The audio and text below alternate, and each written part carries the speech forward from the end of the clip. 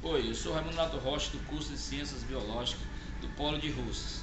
Estamos aqui na Bioação 2, que é um tutorial de um jogo que faz parte da disciplina de Ecologia.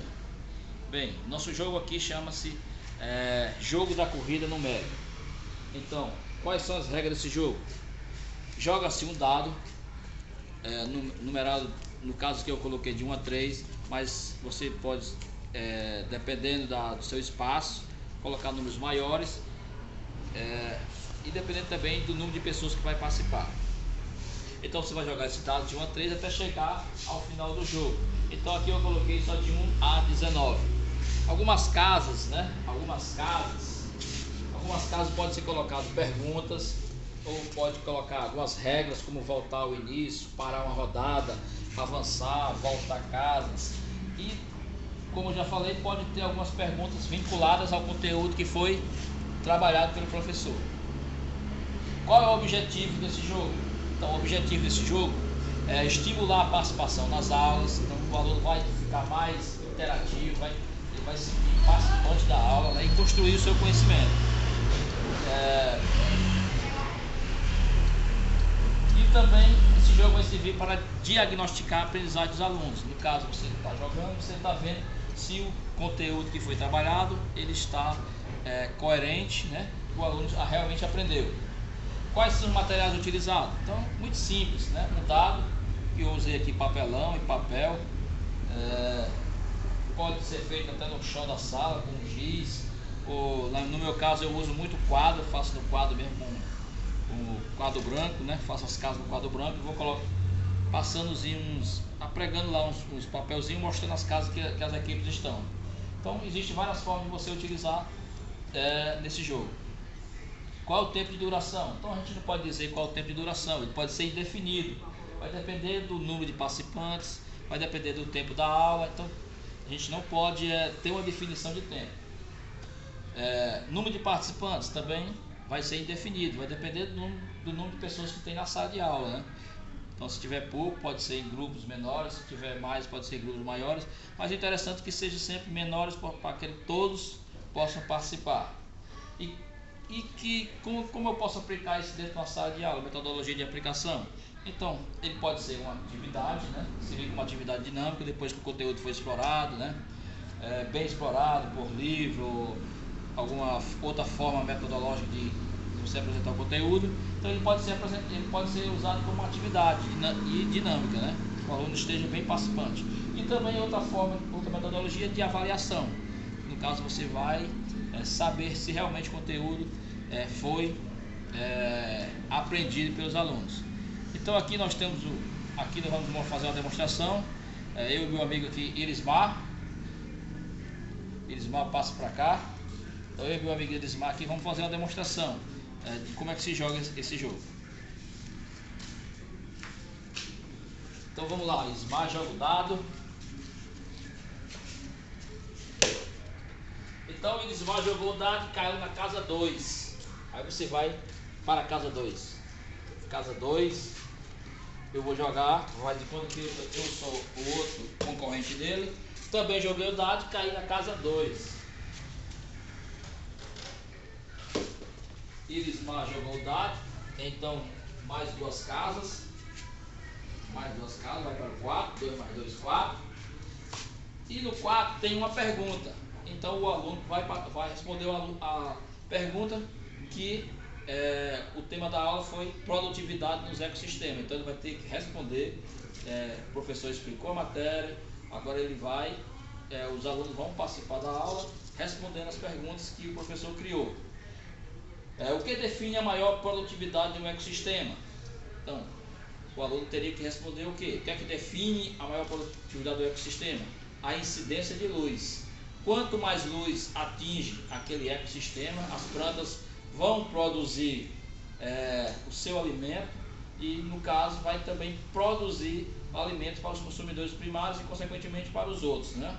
Então, a incidência de luz é um fator primordial. Eu vou jogar o dado agora. Mais 3. Então eu fui para a casa 5. Irismar joga o dado. Mais 3. 4 com 3 vai para o 7. A pergunta da 7, ele pergunta: qual ecossistema tem a maior PPL, a PPL maior? Então a PPL maior seria aonde? Nas florestas tropicais. Por quê? Porque nas florestas tropicais nós temos um clima que ajuda bastante com que essas plantas se desenvolvam rapidamente, com isso crie uma maior produtividade de fluxo de energia dentro do ecossistema. Aí eu joguei o dado mais 3, fui para o 8, e na casa 8 pergunta se a luz é fundamental para uma boa produtividade de fluxo de energia, porque no deserto não vemos isso. Então, o que acontece no deserto? No deserto, o solo é pobre, o solo é fraco em nutrientes. Então, no deserto, praticamente é impossível que haja uma propagação de vida naquele lugar. Vai jogar, né? Pode. O Pires mais jogou o dado, mais 2. 7 com 2, 9. Eu joguei o dado mais 2. Eu estava na casa 8, fui para o 10. E o 10 pergunta como chama-se o processo onde seres vivos transformam e trocam energia e matéria. Então, que processo é esse? Simplesmente a nossa cadeia alimentar. Cada animal se alimenta, né, de produtores, consumidores primários, secundários, terciários, quaternário e aí por diante. Mais uma casa para o 10. Mais 2 casas, vou para o 13. O que a lei de termodinâmica que fala que a energia não pode ser criada nem destruída e sim transformada. Podemos afirmar sobre a produtividade do ecossistema? Muito simples. Então, tudo que tem na natureza não pode ser criado, mas transformado. Então, tudo que tem na natureza pode se transformar em alimentos para os outros organismos e, consequentemente, cada organismo vai se alimentar daquela matéria. Mais um, casa 11. Mais um na casa 14. Não tem nada, joga o dado. Mais um na casa 12. Mais um na casa 13, vou para 17. A 17 faz uma pergunta. Quem são conhecidos como os produtores? Então todo mundo sabe que os produtores são conhecidos como as nossas plantas. Então as plantas são os produtores, o início, né, da cadeia alimentar, o início do fluxo de energia para os outros organismos. 3, vai para o 15. O 15 pergunta como são conhecidos os consumidores primários. Então os consumidores primários são aqueles que vão se alimentar dos produtores. No caso são os herbívoros. 2 vou para o 19. Na pergunta de 19, e os consumidores secundários? Como eles são chamados?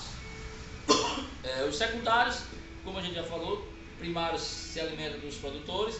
Os secundários são os chamados animais carnívoros, que vão se alimentar dos herbívoros, dos animais que se alimentam de plantas. Eles mais jogou dado, mais um, eles matam com azar desgraçado, vai para 16. Quem são os responsáveis pela volta da matéria ao aproveitamento do ecossistema? Então, quem é o responsável por isso? Pela volta da matéria para dentro do ecossistema são os nossos amigos decompositores, né? Bactérias, fungos, então esses são responsáveis para fabricar novamente a matéria e essa matéria vai ser reaproveitada. Fechando aqui, consegui vencer o jogo, saí, terminando que metodologias podem aumentar a produtividade do ecossistema? Então a natureza faz essa matéria, mas existem produtos feitos pelo homem que pode também fazer essa fertilidade, essa produção maior de que as plantas desenvolvam mais rapidamente e gerem nutrientes para a terra, que são fertilizantes e pesticidas, mas sabemos também que eles causam dano grave ao nosso meio ambiente. Então essa foi a nossa dica de tutorial de jogo. Obrigado.